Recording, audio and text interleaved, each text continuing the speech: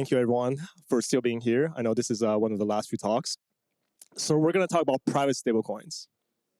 So quickly on the agenda, we're going to talk about why privacy is necessary. And then the second part, we're going to talk about the difference between anonymity and confidentiality. And this third part, we're going to talk about compliance, how to think about compliance and privacy. And last part, what are the different types of privacy and their UX trade-offs. So this is from the Paradigm TradFi Tomorrow report. They interviewed over 300 institutions, and turns out privacy is the top 3 reason why institutions are still not using blockchains and DeFi. The first 2 are basically risk, right, uncertainties, and the second one is really around regulations. So it turns out privacy actually is a pretty big deal for institutions. And so if you think about the blockchain space, right, we want transparency, which is really good for anything related to security, make sure that nobody's cheating. But privacy is also necessary for mainstream adoption. So by show of hands, who here holds stablecoins or uses stablecoins? Yeah, pretty much everyone here, right? But think about this, right? What if I can always see what you're doing on chain? What if I can always see your bank accounts, how much you're making, what you're buying, right? This would not be basically suitable for mass adoption. Imagine onboarding 1 billion people today fully on chain, you'll be social chaos. You'll see what everyone's doing constantly. And so clearly there needs to be some kind of balance between the two. Okay, so a little bit, we're formatting here, but most people actually don't realize that privacy actually has many flavors. There's confidentiality and there's also anonymity. So I'll dive a little bit deeper into the differences here. So let's start with public blockchains. So what do we have today? We have transparent addresses and transparent amounts, which is your balance. If Alice sends money to Bob, essentially it will be fully in plain text. And this is constantly in plain text, meaning that you can always see how much everyone's sending, how much everyone owns. So what is anonymity? Anonymity is when you hide the user balance, but also the amount they're sending, and also basically who you're interacting with. And so because you have anonymity, essentially you can hide the fact that Alice has some money to Bob for whatever reason, and this amount actually can be in plain text because you are breaking the linkage between the sender and recipients, right? So I want to make this clear distinction because we're going to go over the opposite after. So what are some good example use cases where you want anonymity? So think about if you visit a hospital, right? Do you really want to show the world that you went to the hospital? Probably not, right? So you probably want anonymity. What if you want to make a political donation, which can be very taboo? There are literally families that basically fight over this, right? So you don't want to show which party you have donated to. So this is why you need anonymity for payments. And some example projects that offers anonymity include Tornado Cash, Railgun, or Aztec. So what is confidentiality? Confidentiality is when you hide the amounts. And so you can think of it as hiding specific metadata. So in this case, we're hiding the amount that people hold on chain, but also the amount that you're transferring out. So when Alice sends money to Bob, Alice can also hide the amount that she's transferring to Bob, right? So we're hiding the balance. We're also hiding the amount that you're transferring. Now you want to know that the flow of funds is actually traceable in this case, meaning that you can see fully on chain who's transferring money to whom, right? It's only the amount that's being hidden. So kind of like a Venmo in the US or Revolut also in Europe. And what are some good example use cases where confidentiality is suitable? So payroll, right? If you know who the employees are, you just want to hide the amount being paid out, then confidentiality is actually enough. Or supply chain. I think Coca-Cola is probably the best typical example for supply chain. We know who the suppliers are. We just want to hide the amount that we're sending out to these different suppliers. So example projects include, Solana confidential transfers. Avalanche has this ERC, and then, we have the confidential tokens at Inco. So we should really think about privacy as a spectrum. On the left side, you have confidentiality, which is the more vanilla version of privacy. You're only hiding the amounts. And on the right side, you have anonymity, which is really untraceability, Tornado Cash, and you're really breaking the linkage between the sender and recipient. Is there something in between? Yes. So we also think unlinkability is another interesting category of privacy. So what is unlinkability? So we can utilize something called stealth address. The way this works is Alice would look at Bob's public address and derive a stealth address for Bob. And so then Alice can send the money to this stealth address, which using Bob's public key, he'll be able to claim this amount. So one example project is Fluky. And you can also basically swap out the plain text transfer with a confidential transfer. But so you might ask, wait a minute, like, so what's the difference between untraceability and unlinkability, right? It sounds kind of the same.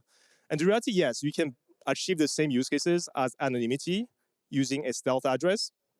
The difference here with unlinkability is that you're actually creating a separate wallet for Bob that Bob can claim, but you are sending basically money to that separate address. Now, note that the flow of funds are still traceable, meaning that if chain analysis were to plot the entire flow of funds, even with unlinkability, you're also basically plotting the entire flow of funds, right? So this is still a terrible tool for money laundering, but it does achieve additional privacy.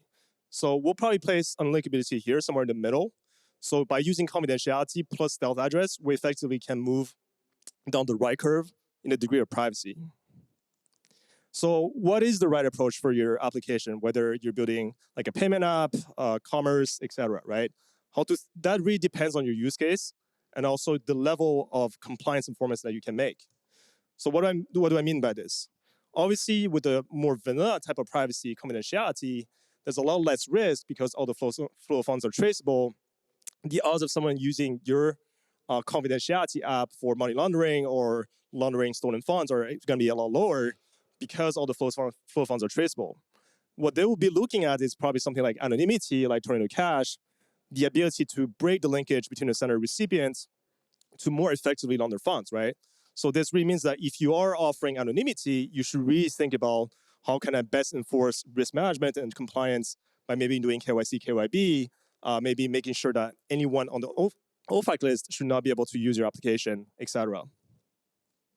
So Ingo, we provide this full stack suite of privacy to really just enable compliance and private payments across the stack. So we offer confidential tokens with different degrees of privacy. We're also working on a separate product for anonymity for folks who, like I said before, can enforce compliance down the line. So Inco is a confidential compute layer for existing blockchains. We enable confidentiality to existing blockchains like Ethereum, Solana, Arbitrum, Avalanche, etc. So why is our approach unique compared to existing privacy solutions? So we're not an app-specific protocol like Tornado Cash. We're not a separate L1 and L2 where you have to convince users to move over to a separate chain. We're not a private blockchain like Hyperledger where, obviously it's very siloed. You don't talk to existing user base and liquidity. And we're also not a privacy chain like Zcash that doesn't have smart contract capabilities. So Inco really is a confidential compute layer for existing blockchains where you get to tap into existing liquidity, user base, and TVL. So last year, we published a research piece with Circle Research proposing a new confidential token framework. And this is really focused on privacy and compliance. And in this paper, we recompared two types of solutions. So one is commitment-based solution, and the other one is encryption. So what I mean by commitment, you can think of as ZK-based solutions, and then encryption would be MPC, FHETE. The first part that we noticed is that with a commitment-based solution, typically the decryption rules are a lot more rigid. This is because every single user has their own private key for viewing, right? And so when Bob sends money to Alice, Bob has to specify Alice's viewing key during the proof generation, and so only Alice can view her own balance. But what if you need to do taxes or delegate viewing to chain analysis or the government? It becomes very, very rigid. On top of it, you do have to download typically a separate wallet to custody that viewing key. In our case, because it's an encryption-based solution, it's effectively a shared key. So all the decryption rules are fully on-chain. And so you can always change the rules by casting a transaction or via governance. But it's also the most flexible engine. So what if I need to delegate viewing to my accountant, the treasury department of my company, or for an issuer track the velocity of stablecoins? The other property that we realized that the confidential token has that's very unique is around composability. So just like an ERC20 or SPL token on Solana, that basic primitive can be used to build things like AMMs, money markets, governance, etc. So the confidential token, because it has composability, you can effectively achieve the same UX. Essentially, people will be able to extend this token to build DeFi, streaming payments, confidential voting, etc. And if you wanted to go even more specific in terms of transfer rules, imagine having an identity module that's confidential where I store user credit score, geographic location, transfer limits, and then you can still program transfer rules without revealing the actual private information that the user has, and still be able to basically program these compliance and different type of UX. We also enable folks to encrypt their invoices, memos, etc. And with that, we actually created a new confidential token association in coordination with Zama and also OpenZeppelin. Highly encourage folks who want to contribute to this standard to join us here. I do have a quick demo. So in practice, oops. Okay, maybe the video is not playing. We're also short on time, so just wanted to quickly explain this. So basically the way this works, this is a demo on Base Sepolia. Essentially, you have a wrapper contract on Base Sepolia. You can send USDC to this wrapper contract, which turns into a confidential USDC. And from there, you can basically send a confidential amount to different parties. So imagine for payroll, you can just wrap 100K worth of USDC and send confidential amounts to different employees that in turn can decide how much they want to unwrap. Just quickly, what's the difference between our confidential token versus, I would say, something like commitment-based confidential token? So first of all, we're compatible with existing wallets and tools. Because there's no viewing key concept, it's a shared viewing key. We enable flexible decryption rules. It lowers the cost as well because there's no ZK proof verification, and it's fully composable, so you can build other things on top. Versus commitment-based confidential tokens, which typically everyone has their own viewing key, so you have to custody this maybe with a new wallet. It's a more rigid decryption rules. There's a higher cost associated with this because of ZK verification, and there's also a lack of composability. So we can think of privacy as these four different axes. With on the top left corner you have anonymity and permissionlessness, which is Zcash, Cash, Aztec, and then on the bottom left you have confidentiality and permissionlessness, which are Solana confidential token, Avalanche EERC, and Ether. At Inco, what we maximize the most, I would say, is programmability and compliance, because we want to maximize the ability for you to customize all sorts of business logic, risk management, and basically business flows. And we do offer privacy across the entire spectrum from confidentiality all the way to anonymity. So yeah, if you're interested in chatting with us for potential integrations or do any joint pilots for your use case, or just do research and explorations, we're happy to chat with you. Our team members are here for the next week or so. And obviously, yeah, feel free to reach out to me on Telegram or via email. Thank you.